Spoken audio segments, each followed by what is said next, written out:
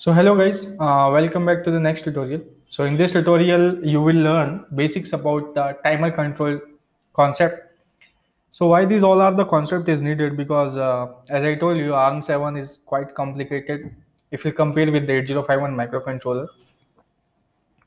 So before doing any programming or before interfacing any peripherals with the LPC2148 microcontroller, I will suggest you guys to please go through the basics tutorials where you will get the ideas, basics ideas about the things like timer counter concept, PLL concept, UART concept, and GPR tutorials, ADC tutorials, right?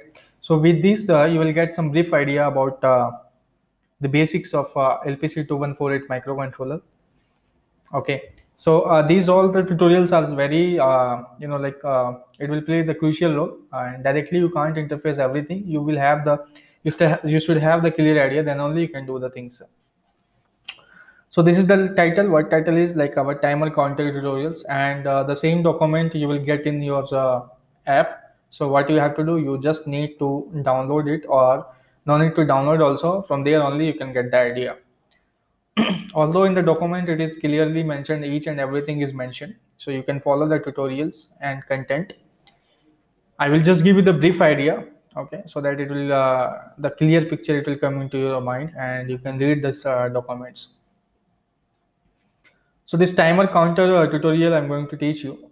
Okay, so this is like introduction. First of all, it will come into the mind what is timer counter.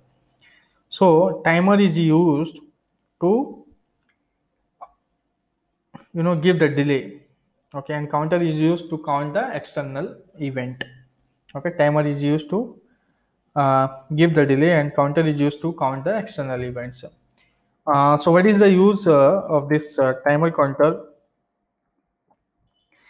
Because as you know, like we can give the delay in a two manner. Uh, one is by software delay, another one is by hardware delay. So software delay, how we can generate, you will aware, like simply some dummy cycles we can create. Mhm. And dummy up to some dummy values that loop, it will come and it will not do anything, so that is also one delay. Another one is by using timer, we can give the delay. So the main advantage of the timer over the software delay is our microcontroller will not busy like to count the delays or to count the external event. Meanwhile, it can work on some other things. So that the main use of timer counter is it will make the controller to free, and our controller can perform some other things. Meanwhile, in case of the software delay, the our controller will busy with the counting the pulses. So that is the biggest disadvantage in that. But the thing is, having the timer counter, you know, uh, it may cost for hardware, but nowadays it is coming with the ICs itself, so that is not a case. Okay, so let's move about this one. This is the basic idea about timer concept. So here you can see our timer features. What is the timer features? So it is actually 32-bit timer counter. Okay, so all the most of the SFRs in case of the LPC2148 is 32-bit length, as it is 32-bit microcontroller. So all the SFRs is. So here you can see the timer counter is designed to count cycles of peripherals clock. So we need to count the cycles of peripheral clocks or an externally supplied clock, and can optionally generate an interrupt or perform other action at a specified timer values based on the your 4 matches register. So what will happen when a particular value will arise when you are suppose counting the events using the timer and counter? When that timer counter matches with the particular time, you can perform some operations. So to compare this one, and we have some four set of things, so you can compare with this one, and based on that you can perform some actions. Okay, the tick rate of the timer counter is controlled by the 32-bit number written in the PR in the following way. Okay, So these all are the registers associated with the timer counter concept. So this is like IR, interrupt register. TCR is like a timer control register, and TC is like a timer counter. PR is like a pre-scaler register. PC is like pre-scale counter, and the CTC is like a counter register. These all are the matches register, as I told you, MR0 to MR3. So if it is matching, then based on that match, we can perform some operation. This is like MCR, so match control register.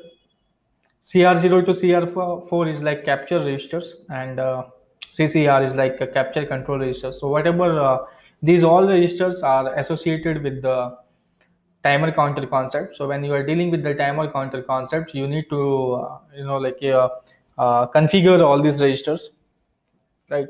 So there is one interrupt register, as I told you, when what will happen when certain situation will arise, and with the help of some matches, one interrupt will arise. We based on that, you will call the interrupt service routine, and that particular operation you can perform. Okay, so timer counter, TCR, these all are the explanation of each and every register in a detail. So I will suggest you guys, please go through the documents. Okay, because if you get the basic idea about this, then only you will understand the coding part. Okay, so these all are the things, and this is like without match register code. This one is like pre-scal. So how the calculation we is supposed to do, these all are the given here. So you can go through this document.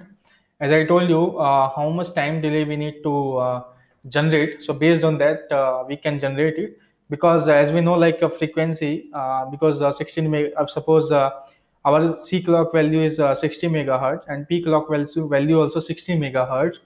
Then how we can find the frequency, we can find the time. So frequency is nothing but 1 by t. So t equals to 1 by f, and t equals to 1 by 60 megahertz.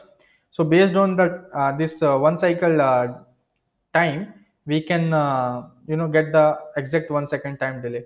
So this is like based on the frequency. So both the PLL and the timer, we need to interface, then we can get the exact delay. So both the PLL and the timer counter concept is needed to generate hardware delay. Okay, so I will suggest you guys, please go to the PLL tutorial and the timer tutorial, so that you can generate hardware delay by your own. Thanks for watching this video. We'll meet in the next tutorial.